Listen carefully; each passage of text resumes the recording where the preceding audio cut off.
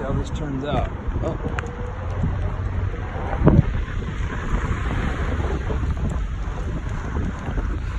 Anyways, I'm doing not really a review, I'm just doing a ride on this thing. And the quality's not going to be that good because I don't have a gimbal yet, but I plan on getting one. I was thinking about taking a chance on like Wish. Probably not the best idea in the world, but we'll see. I know I'm probably doing illegal shit right now, just bear with me. Yeah, so this is St. Paul. It's pretty fun. Ride this thing. This is the version 1 of the Onewheel. Just loving this thing so far. I can't wait to get a Pint and XR. I'm probably going to get all three. I might get a 1 Plus as well, like before, just so I can get it sooner. A used one, obviously, and then around the same price as the Pint, so I figured why not. I mean, they're, I guess, similar as far as from what I've heard and listened to on reviews, is that they're about as torquey and the range is similar. Except for, from what I've been hearing, actually, the advertised range is similar. The range that people have actually been getting on the Pint has been pretty decent. As you say, that guy, I think I saw some guy like with a Duff or some crap, I never got 10 miles on it. There was another guy who got like 18. But obviously those are like in ideal conditions when you're not carving, you're just going in a straight path the entire time probably, and they're like literally going at a cruising speed maybe, not necessarily pushing the board at all. So it's obviously going to vary a little bit. Man, what a nice day though, huh? I made a video that was about 10 minutes long that I was going to put on YouTube, and yeah, I smashed the shit out of my phone. So that thing's like at home still wrecked. I got another phone. And, yeah, so that video is definitely lost forever.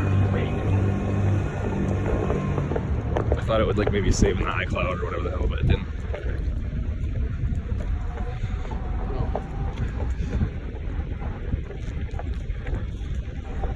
I wonder if I can turn this thing around. Like mid do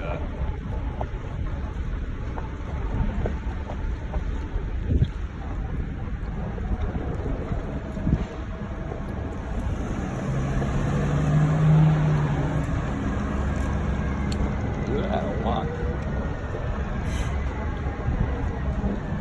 Pretty sure this sidewalk's not open.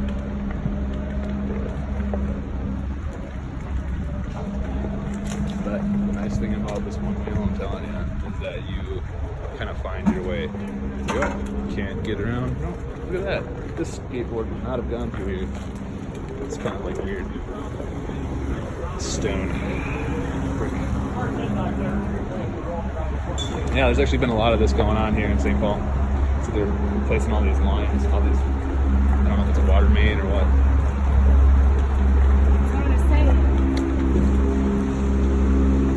Let's go this way. Oh, some scaffolding. I want to duck down for this one.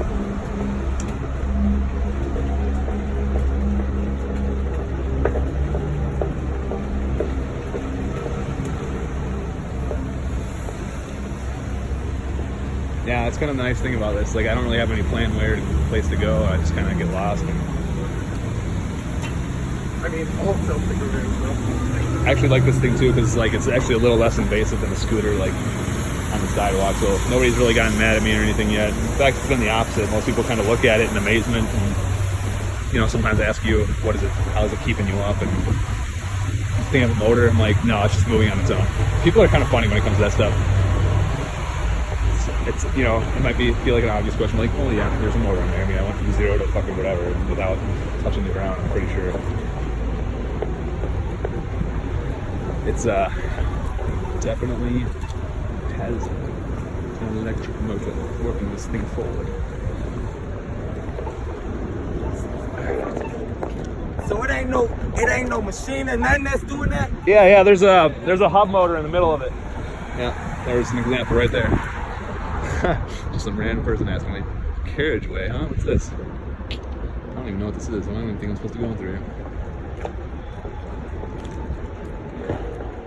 Oh, that's kind of cool. Man, this I'm probably just gonna get a gimbal for this phone because honestly, it takes pretty good video already. I don't really need like a camera. I was looking at that DJI Osmo 2, but I just don't know. $350. I can just get a gimbal for 100 something. Do my thing.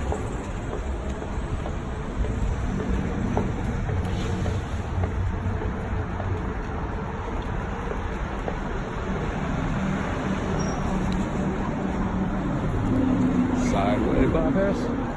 Just go around this dude. Whoa. Kind of nicked that thing, but this thing can take the bumps.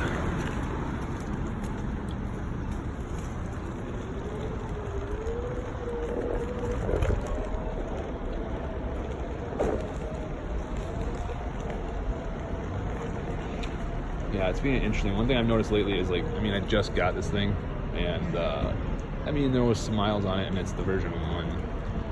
But when I was first riding it, I was getting almost 8 miles on it, I think. And now it's been significantly reduced. I can like literally watch my battery die.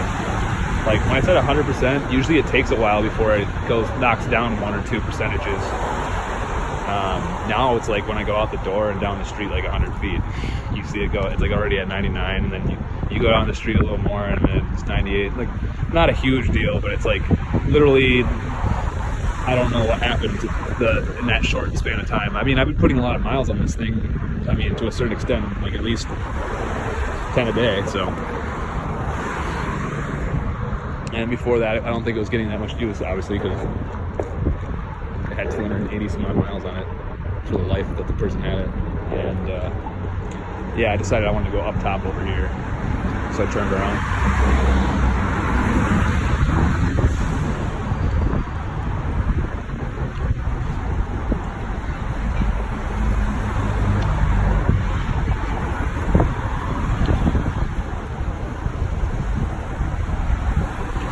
I can't wait to get a back tail on this thing, probably like maybe a one tail extreme, whatever the hell it's called.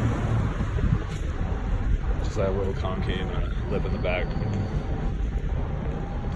But yeah, this is a beautiful day to ride around, that's for sure.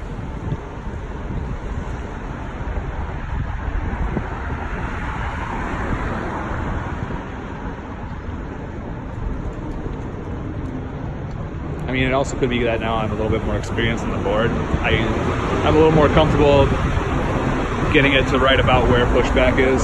12, 13 point something miles an hour usually is when I start to feel it. On a fresh battery, obviously, I can get to almost 14 without feeling it really. And,